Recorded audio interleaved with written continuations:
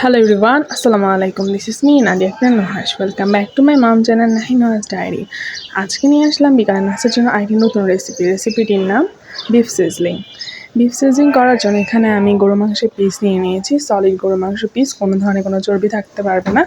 এখানে আমি গরু মাংসের পিসগুলোকে লম্বালম্বিভাবে কেটে নিয়েছি, কেটে নিয়ে ভালোভাবে ধুয়ে এখানে দিয়ে দিলাম আদা রসুনের পেস্ট 1 চা চামচ করে,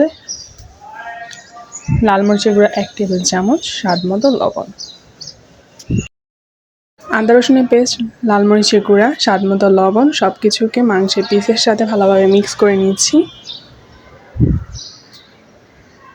ভালোভাবে মিক্স করা শেষ। এখন এটা রেস্টে থাকবে প্রায় 1.5 ঘন্টার জন্য। আপনারা আপনাদের সময় মতো 1.5 ঘন্টা বা আধা ঘন্টা বা আরও বেশি সময় রাখতে পারেন। এখানে আমি একটা ফ্রাই প্যান নিয়ে এটার মধ্যে গরু মাংসের পিসগুলো দিয়ে দিলাম। এখন গরু মাংসের পিসগুলোকে ভালোভাবে ফ্রাই প্যানের চারদিকে ছড়িয়ে দিতে হবে।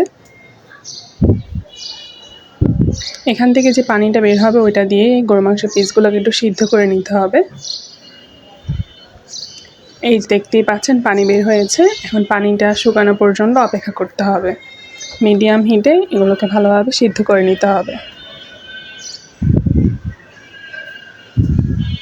এই যে পানিটা শুকিয়ে গেছে, এখন এটাকে এক সাইড করে নিয়ে এখানে পরিমাণ মতো তেল দিয়ে দিতে হবে। এখানে আমি প্রায় 1 কাপের মতো তেল দিয়ে দিয়েছি।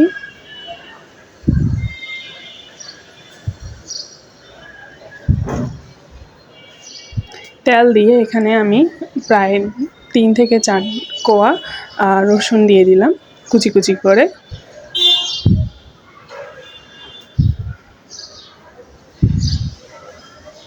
রসুনগুলোকে একটু ভালোভাবে ভেজে নিতে হবে।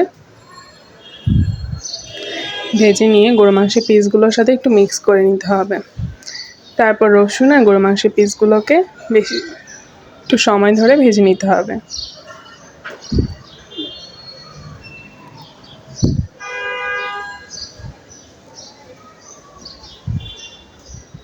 রসুন আর গরু মাংসের পিসগুলোকে ভেজে নেওয়ার পর এখানে দিয়ে দিলাম 2 টেবিল চামচ টমেটো সস,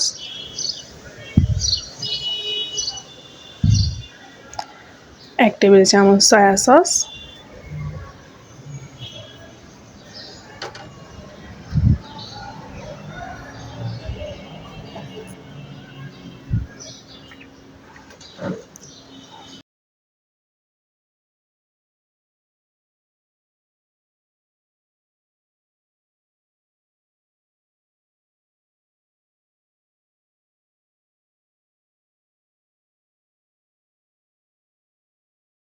সসগুলোকে মাংসের পিসের সাথে মিক্স করে নিয়ে একটু ভেজে নিয়ে এখন এখানে দিয়ে দিচ্ছি লাল মরিচের গুঁড়া প্রায় 1 টেবিল চামচ আর স্বাদ মতো লবণ। লবণটা একটু বুঝে দিতে হবে, কারণ টমেটো সস সয়া সস দুইটার মধ্যে লবণ আছে।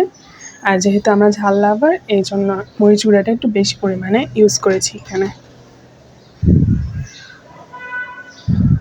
এখন গরু মাংসের পিসগুলোকে ভালোভাবে আরেকটু ভেজে নিয়ে এখন এখানে একটু বড় বড় করে কেটে পেঁয়াজ কুচি দিয়ে দিলাম 1 কাপ। একটা মাঝারি সাইজের টমেটোকে একটু কুচি করে কিউব করে কেটে নিয়ে এখানে দিয়ে দিলাম। তারপর পেঁয়াজ আর টমেটোগুলো মাংসের পিসের সাথে মিক্স করে নিলাম। মিক্স করে সময় ধরে একটু ভেজে নিচ্ছি।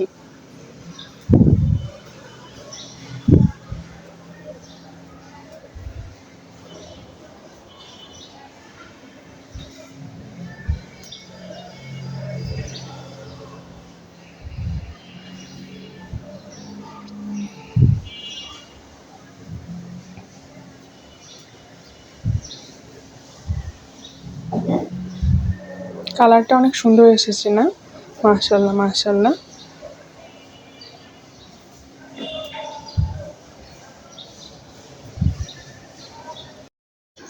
পরোটা বা নানের সাথে এই বিফ সিজলিংটা সার্ভ করা যাবে। খেতে কিন্তু অনেক মজা লাগবে পরোটা নানের সাথে।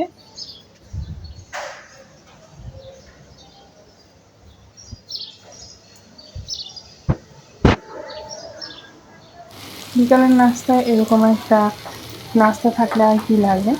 পরোটার বিফ সিজলিং থাকলে নাস্তাটা একবারে জমে যাবে।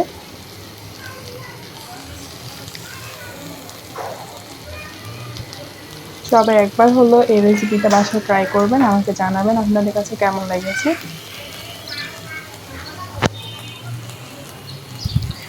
সবাই ভালো থাকবেন, সুস্থ থাকবেন, আমাদের জন্য দোয়া করবেন। আল্লাহ হাফেজ সবাইকে। আসসালামু আলাইকুম।